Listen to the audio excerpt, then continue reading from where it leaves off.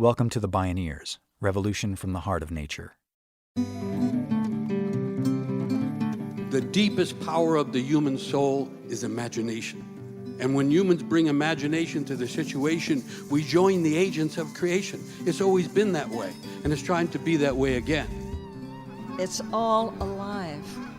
It's all connected. It's all intelligent.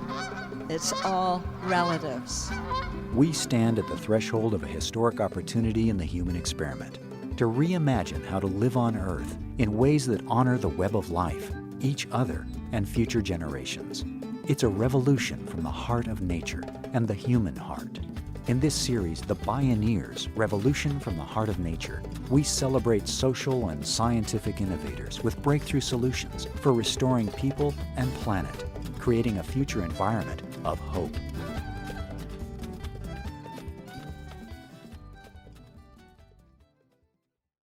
Support for the Bioneers' Revolution from the Heart of Nature is provided in part by Organic Valley Family of Farms, funding also provided by a grant from the Park Foundation and by the generous support of listeners like you. We ready for a story?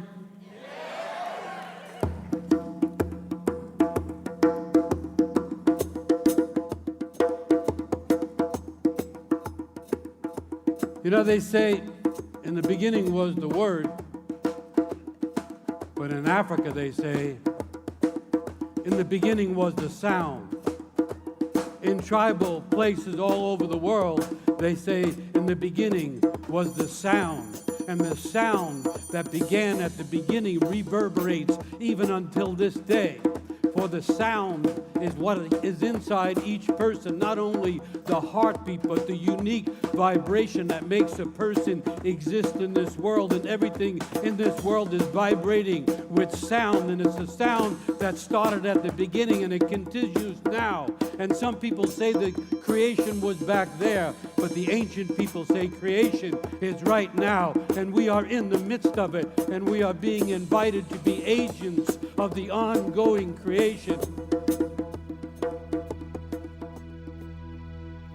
This is Awakening the Genius in Everyone When the Calling Keeps Calling with Michael Meade. My name is Neil Harvey. I'll be your host. Welcome to the Bioneers, Revolution from the Heart of Nature.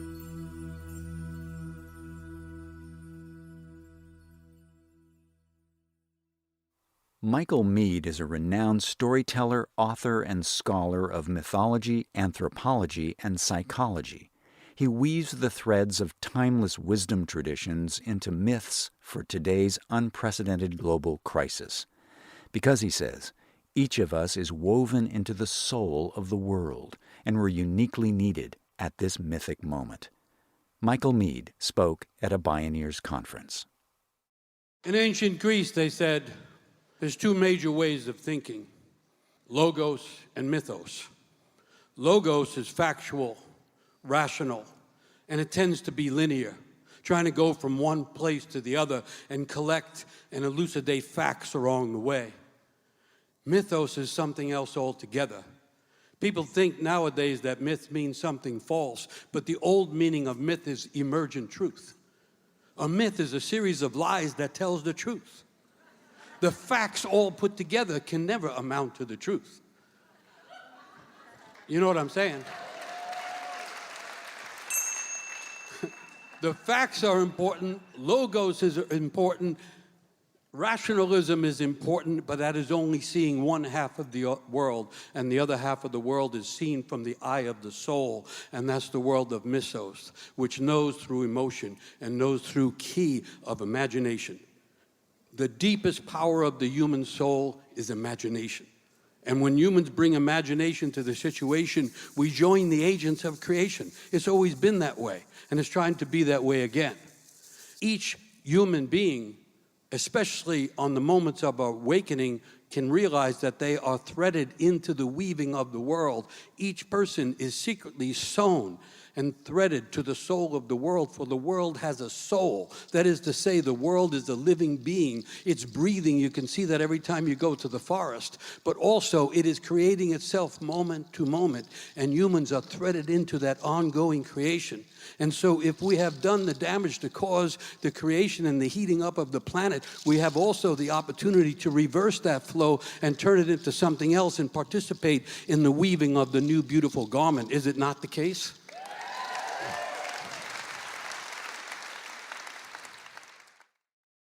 Michael Meade says we're weaving a new narrative that's calling on everyone to become active agents in the co-creation, recreation, and reimagination of culture and nature. He spoke with us at a Bioneers conference.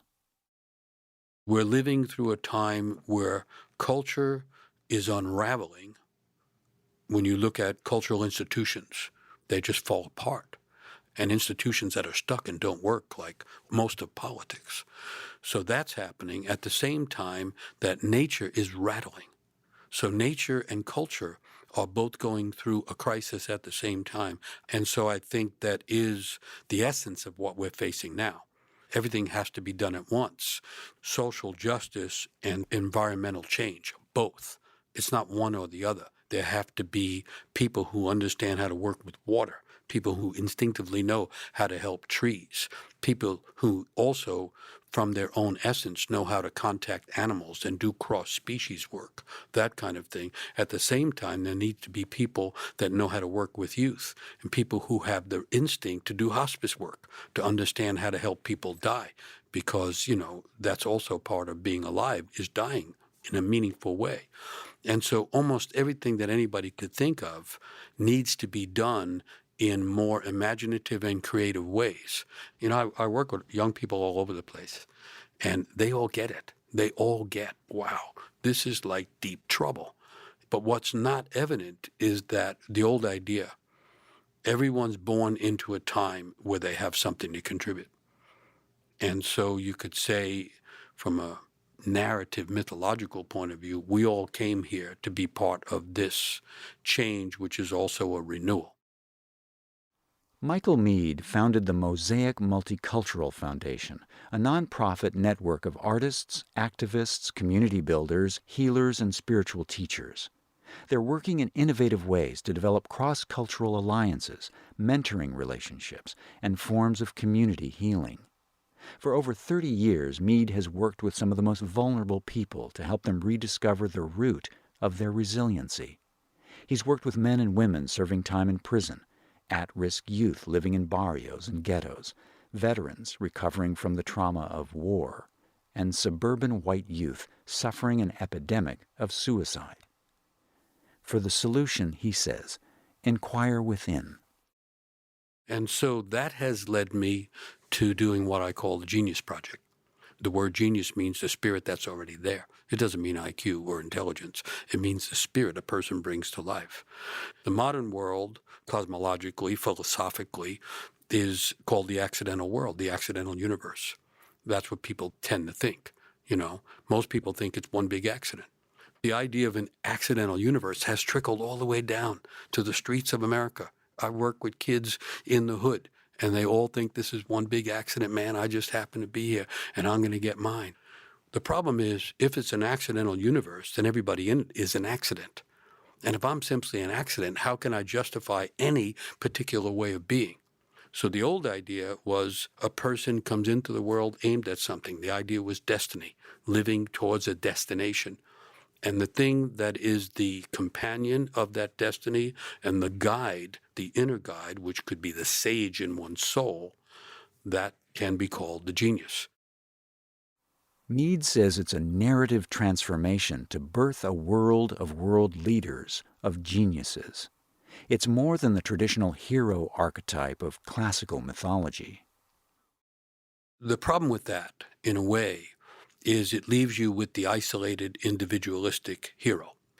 If the story of the hero is the hero in a very individual way goes out and faces danger and finds a boon, treasure, whatever that is, to bring back to everyone, then people are waiting for heroes to arise. Then you get the superhero. So particularly in America, you have the idea that superheroes are going to keep saving everything. It doesn't actually say enough, and it keeps implying that a person has to go find something in order to be heroic, in order to be valuable, in order to be contributing to culture. Now, everybody has to make a journey out into the world. I get that. But I'm kind of going, well, let's add to the hero myth the genius myth. Because the genius myth would say that everybody is already born with the thing that they have to give. Everyone is on a genius path rather than some people on the heroic path. So I'm wondering if we aren't entering a little bit of a different narrative.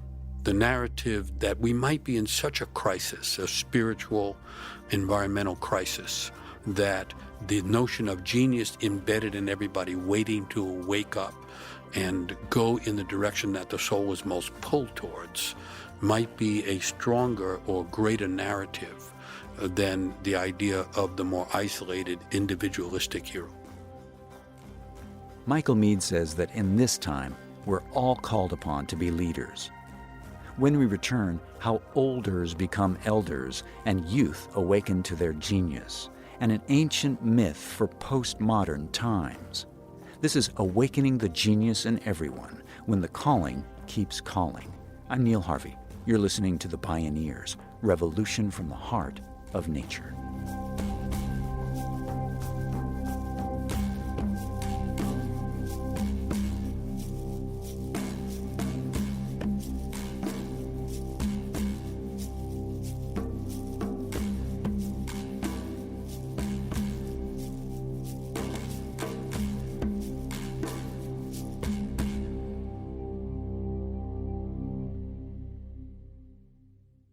To explore all available Bioneers radio shows, video programming, and more from Michael Meade, please visit Bioneers.org. Michael Meade believes that awakening doesn't happen by itself. It takes agency, and it takes guidance. We're living in a culture that does not have a formal or an informed initiation process or rite of passage. You can grow by virtue of nature from being a little child to being a pretty big person.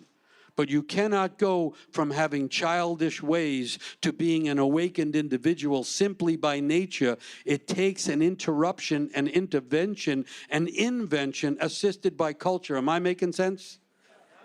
We have a whole lot of adult people who do not know the nature of their own spirit or their own genius, and they can only guess at it, and they haven't had it confirmed or blessed. So what happens is we often have delayed awakenings. It's so essential to the nature of the human being to try and become an awakened individual that the calling keeps calling. In America, the largest age group right now are people over 60. I call them the olders. They're the baby boom, who are a potential elder bloom. And people can live a long life. Nowadays, people are living longer and longer, but some people are living longer and longer without knowing what they're living for.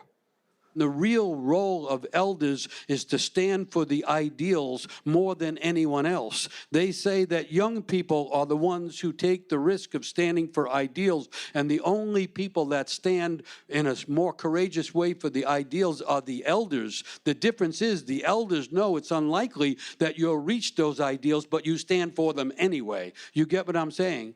That the changes we're looking for are going to require elders.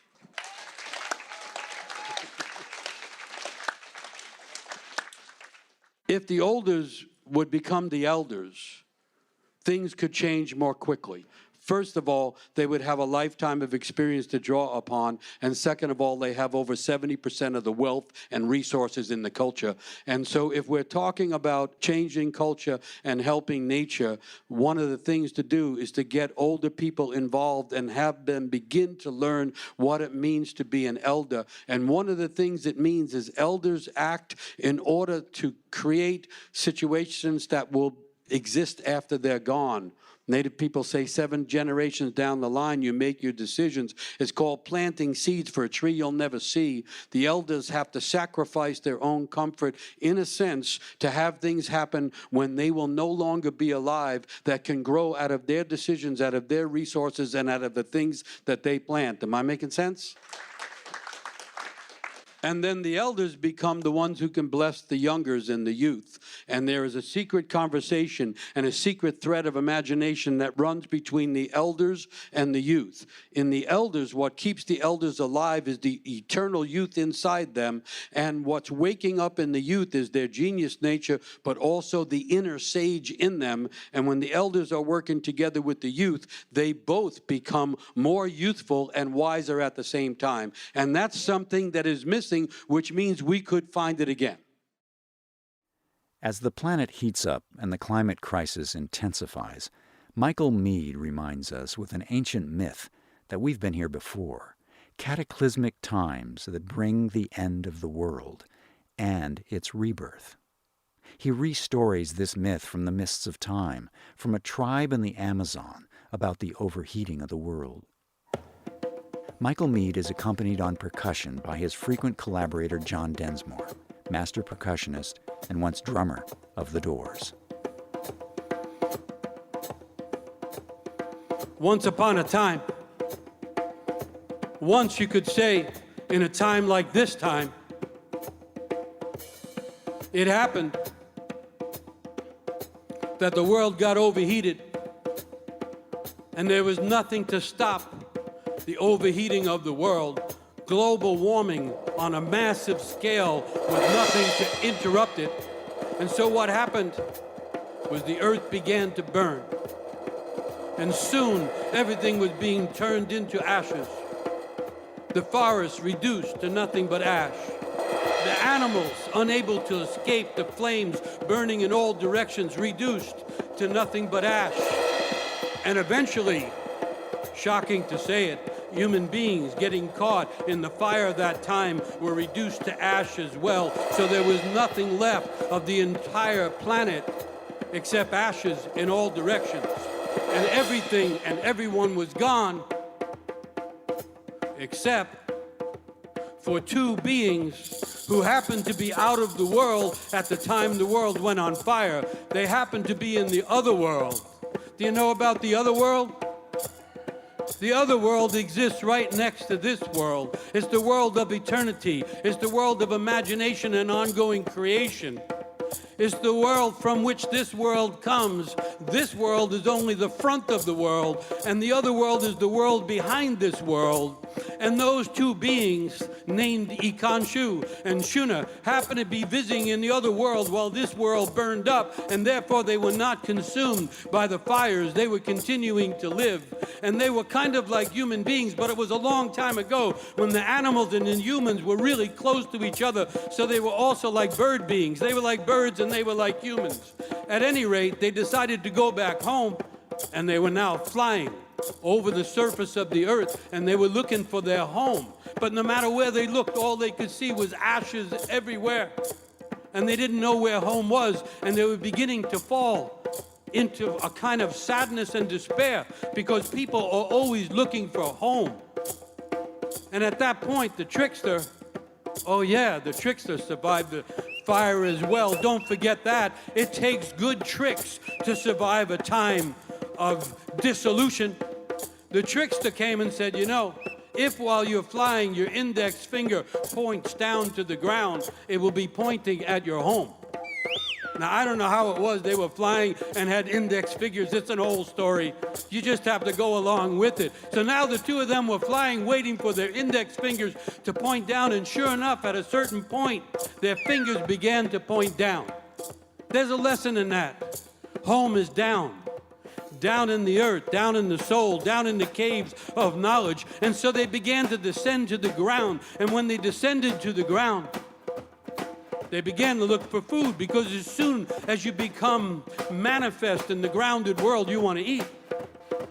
They were looking around in the ashes for food but couldn't find any until Ikanshu's foot hit on something hard, and he reached down into the ashes and pulled that something out. He looked at it. It was a piece of charcoal.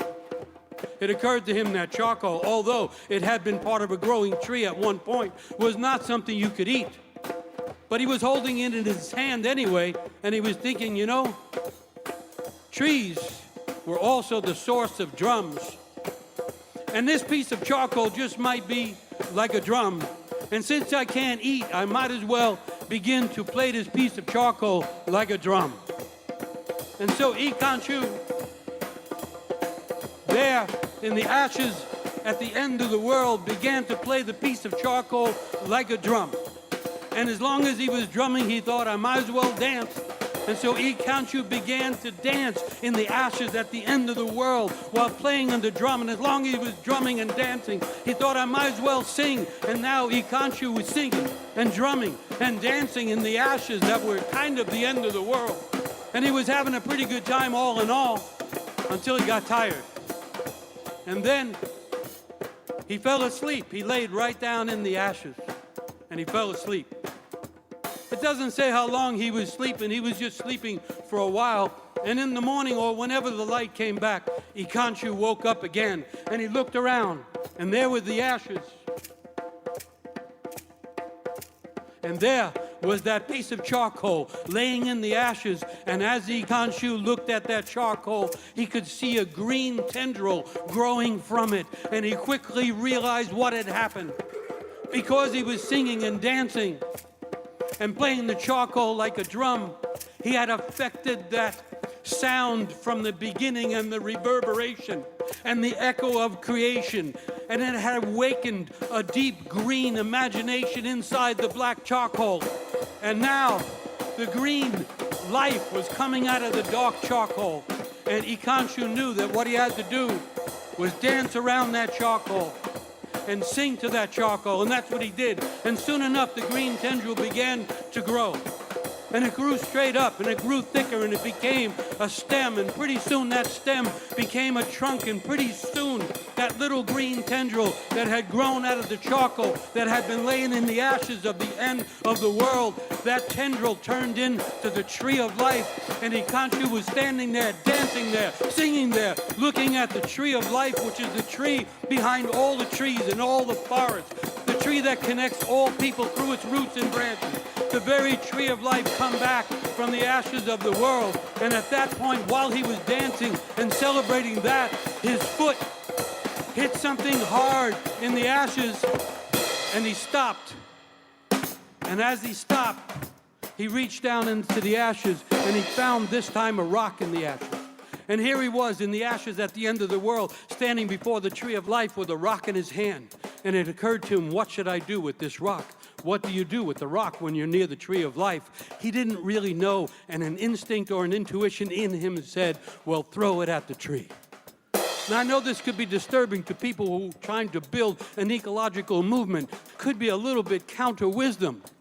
But you have to understand, it was the end of the world, and the ashes were everywhere, and tricks of all kind were needed, and instincts of all kind were also important. And so, Yi Kan-shu took the rock, and he threw it at the tree of life, and it hit a branch on that tree, and that branch fell from the tree of life into the ashes, and for a moment it disappeared into the ashes, and the moment after that it began to rise up from the ashes and grow into a tree itself, and pretty soon that branch had become a tree. And so Yi Kan-shu looked for another rock and threw it at the tree of life. It knocked down another branch. That branch hit the ashes, turned into a tree. He did it again, and he did it again until all the species of trees were coming back and growing right from the ashes at the end of the world.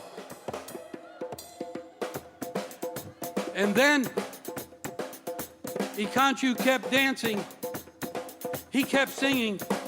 And pretty soon the trees turned into the forest again, and the forest began to spread in all directions. And once the forest had grown back, the animals began to appear as well. And pretty soon the birds were flying through the branches, and all the animals were soft-footing it on the earth. And after a time, the people came back. The human beings came back as well, and pretty soon everyone was back in the world the way they used to be, all together, the plants and the animals and the people. And they say that's how the earth came back after global warming had turned everything into ashes. And the people that have this story, once a year they get together and they stand before certain fruit trees and they take rocks and they throw rocks at the fruit on the tree.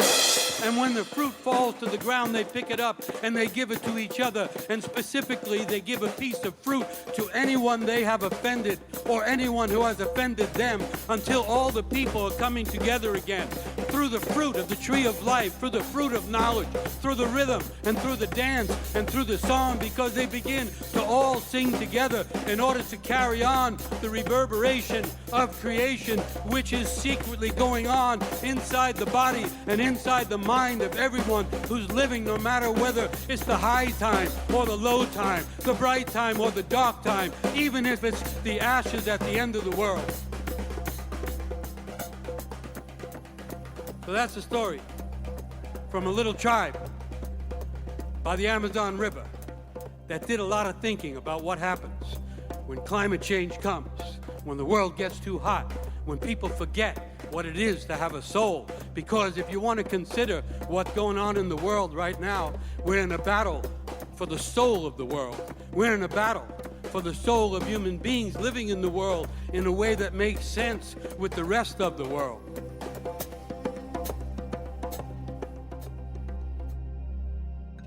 Michael Meade, with percussion by John Densmore, awakening the genius in everyone when the calling keeps calling.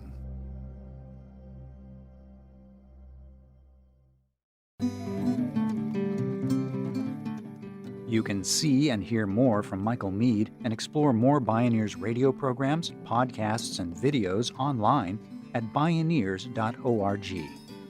For information on attending the National Bioneers Conference and Bioneers events in your area, please visit Bioneers.org or call 1-877-BIONEER.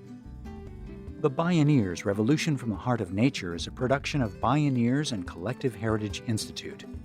Executive producer Kenny Ausubel. Written by Kenny Ausubel. Senior producer and station relations Stephanie Welch. Host and consulting producer Neil Harvey. Program engineer Emily Harris. Production assistants Jeff Westman, Tina Rubio, and Melanie Choi. Interview recording engineer Emily Harris. Our theme music is co-written by the Baka Forest people of Cameroon and Baka Beyond from the album East to West. All royalties from Baka compositions and performances go to the Baka Forest people through the charity Global Music Exchange. Find out more at globalmusicexchange.org.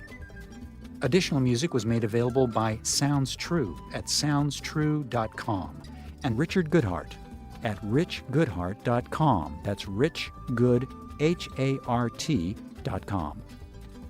The opinions expressed in the Bioneers Revolution from the Heart of Nature are those of the presenters and are not necessarily those of Bioneers and Collective Heritage Institute, the underwriters, or this radio station. My name is Neil Harvey. Thank you for listening. I invite you to join the Bioneers in inspiring a shift to live on Earth in ways that honor the web of life, each other, and future generations.